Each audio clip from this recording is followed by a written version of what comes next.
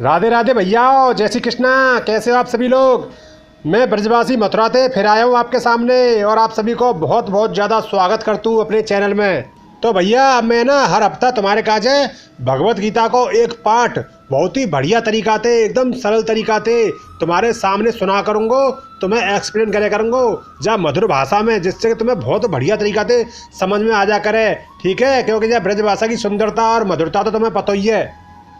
और भैया तुम्हें तो पता ही है कि अगर हमने भगवत गीता है अच्छे से समझ लो और वह अगर अपनी ज़िंदगी में हमने अगर धारण कर लियो तो हमारी ज़िंदगी की जितनी भी परेशानी है उन सारी परेशानी ने हम बहुत आसानी से, बहुत बढ़िया तरीका से उनने हम सॉल्व कर सकते हैं अपनी परेशानी ने। तो इसलिए जा मारे मैं आपको श्रीमद् भगवत गीता है बहुत ही सरल भाषा में समझाने की कोशिश करूँगा।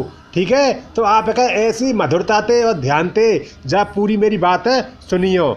भैया मैं तुम्हें जहाँ वीडियो में श्रीमद् भगवत गीता के प्रथम अध्याय अर्जुन विषाद योग हत का है बाकी श्लोक नंबर 13 से श्लोक नंबर 18 तक जहाँ वीडियो में बताऊंगा। जाके पहले मैंने ना हिंदी में बताया रखे तो उन्हें मैं एक ब्रज भाषा में बदलूंगा, तो तब उन वीडियो ने दोबारा से तुम्हारे आगे डालूंगा। ठीक है, तो अब तुम जा वीडियो में भगवत गीता के प्रथम अध्याय अर्जुन विषाद योग के श्लोक नंबर 13 से श्लोक नंबर 18 तक तो मेरे संग बनी रहे हो। ठीक है, तो भैया तो चलो शुरू करते हैं। राधे राधे। ततसंडखाश्च भैर्यश्च पड़वान कगो मुखा सहसे बाव्यहन्यन्ता सशब्दस्तु मूलो भवत्। भैया तुम्हें तो पता ही है कि जो युद्ध होते हैं वो बहुत भयंकर होते हैं और जो महाभारत जो तो इतिहास को अब तक को सबसे बड़ो और भयंकर युद्ध हो तो जा युद्ध को अब आरंभ है रो। तो भैया भीष्म पितामह ने जब अपने शंख बजा दियो ना तो उनके शंख के बजवे के बाद जो नगाड़े, ढोल, मृदंग, नरसिंगे ऐसे ऐसे बाजे एक संग अपने आप बज उठे और इन बाजन की आवाज़ बहुत ही ज़्यादा डरा रही भैया, बहुत ही ज़्यादा डरावनी आवाज़ इन बाजन की। भैया आप तो पता ही है कि जो युद्ध होते हैं वो मनोरंजक तो होते ना हैं। तो जा हमारे भैया जब कभी युद्ध के फैसला लें तो वो बहुत सोच समझ कर लेना चाहिए। ऐसी लड़ाई झगड़ा ना करना चाहिए काउते, बहुत ही सोच समझ कर लड़ाई झगड़े करने चाहिए। क्योंकि भैया अगर एक बार आपने कहा कोई युद्ध या फिर कोई लड़ाई झगड़ा शुरू कर दियो तो भैया अगर हम जाए अपनी नॉर्मल लाइफ से लेकर चलें तो जैसे ये युद्ध है ना, युद्ध तो ऐसे अगर लड़ाई झगड़े तो इनको निर्णय बहुत सोच समझ के लेना चाहिए, क्योंकि बाद में इनको जो भी रिजल्ट आता है वो हमें स्वीकार ही करना पड़े।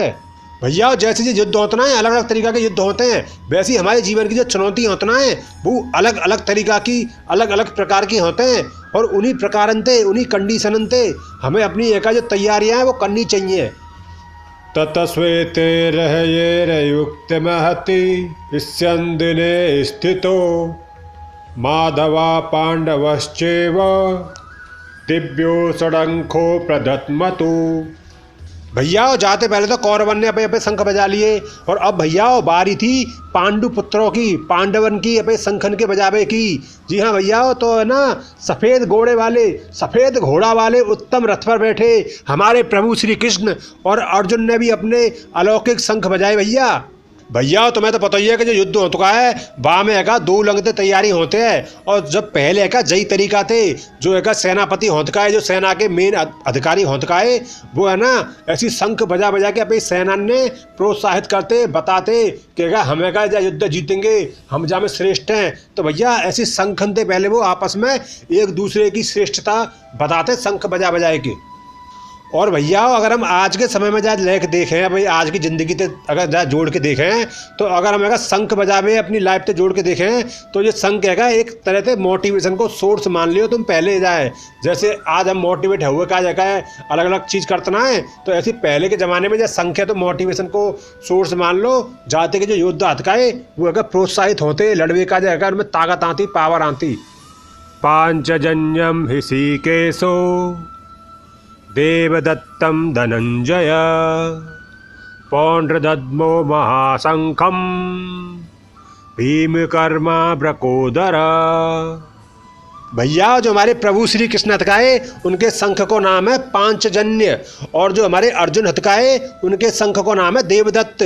और भैया जो भयानक कर्म करने वाले भीमसेन हथकाए, जो भीमसेन हथकाए उनके शंख को नाम है पौंड।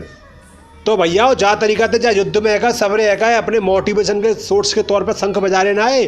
तो ऐसे ही अपनी ज़िंदगी की हर चुनौती में हम भी अपनी मोटिवेशन को सोर्स कि अगर हमारे सामने कोई ज़िंदगी में कोई चुनौती आवे तो बातें लड़वे को हम मोटिवेट होवे के काजे हम भी कोई ऐसा सोर्स चुन सकते हैं अपने ज़िंदगी में मोटिवेट करवे को। तो जी भैया ऐसा सोर्स ऐसा मोटिवेशन सोर्स काका हो सकता है।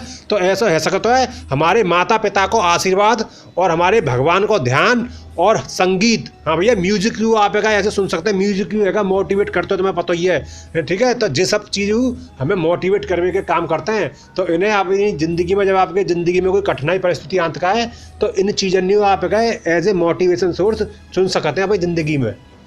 अनंत विजयम राजा कुंतीपुत्रो युधिष्ठिर नकुल सहदेवश्च सुघोषमणिपुष्पको। भैया बाके बाद जो पांडव हथकाए उनमें जो सबसे बड़े हथकाए कुंती पुत्र राजा युधिष्ठिर जो सबसे बड़े हथकाए इनमें उनने है अपना अनंत विजय नाम को शंख बजायो। और भैया बाके बाद है ना नकुल और सहदेव ने सुघोष और मणिपुष्पक नाम के शंख बजाए। तो भैया तुम्हें तो पता ही है कि सफलता प्राप्त करने के काज है हर एक किसी को मोटिवेशन तो चाहिए ही होता है। तो जा हमारे भैया आपने देखा कि जितने भी युद्ध में हथकाए सब युद्ध शुरू करवे थे पहले अपने आप को मोटिवेट करने की कोशिश कर रहे। काश्यश्च परमेश्वास शिखंडी च महारथा दृष्टद्युम्नो विराटश्च सात्यकीश्च पराजिता द्रुपदो द्रौपदेयश्च सर्वश पृथिवीपते सुभद्रश्च महाबाहु शंखांदधमु पृथक पृथक। भैया जा में है जो सब शंख बजाने का है तो वहाँ में हर शंख की अपनी एक अलग धुनी अपना एक अलग ही अस्तित्व हर शंख को सबरे शंख है ना अलग अलग तरीका के। और युद्ध के जो जितने भी योद्धा हथकाए जो लड़वे वाले हथकाए युद्ध में वो सब अपनी अपनी उपस्थिति दर्ज करा रहे शंख बजा बजा के। तो फिर भैया वहाँ में ना श्रेष्ठ धनुष वाले काशीराज और भैया वहाँ में महारथी शिखंडी दृष्टद्युम्न और उसके बाद भैया राजा विराट और बाके बाद भैया अजय सात्विकी और बाके बाद भैया राजा द्रुपद और भैया द्रौपदी के 5 पुत्र और भैया बड़ी भुजा वाले सुभद्रा पुत्र अभिमन्यु।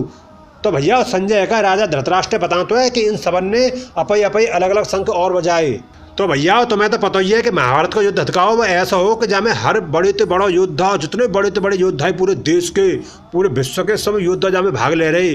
तो ऐसे भैया ऐसे स्पेशल मौके है कौन छोड़ सकता है तुम ही बताओ। तो भैया जब होती है ना स्पेशल मौके हो अपनी है ना उपस्थिति दर्ज करावे के काज है तो जहाँ हमारे है ऐसे मौके है कोई ना छोड़ रहे सब अपने अपने शंखन बजाए रहे। भैया जहाँ में हमारे काज ध्यान देने वाली बात ये है कि सच्चा योद्धा वो होता है जो युद्ध के काजे युद्ध को हर समय तैयार रहे। तो भैया अगर हम अपनी जीवन की चुनौती की तरह माने कि हमारे जीवन की जो चुनौती हमारे जीवन पर आंत रहता है हर समय अगर उन चुनौती ने हमें युद्ध की तरह माने तो हमें भी उनसे लड़ने के काजे हर समय तैयार रहना चाहिए। तो भैया आज हमने है ना श्रीमद् भगवत गीता के प्रथम अध्याय के अर्जुन विषाद योग के श्लोक नंबर 13 से श्लोक नंबर 18 तक का पाठ किया है। अगली बार भैया इससे आगे का पाठ करेंगे। मैं चाहता हूँ कि आप भगवत गीता को प्रैक्टिकली समझो और वह प्रैक्टिकली समझ के अपने जीवन में प्रैक्टिकली फॉलो करो जाते कि आपको जीवन एकदम सरल बन जाए। तो भैया अगली बार है ना फिर मिलेंगे, तब तक के लिए मैं आपको ब्रजवासी आपसे इजाज़त लेता हूँ भैया। जय श्री कृष्णा, राधे राधे, जय हिंद, जय भारत।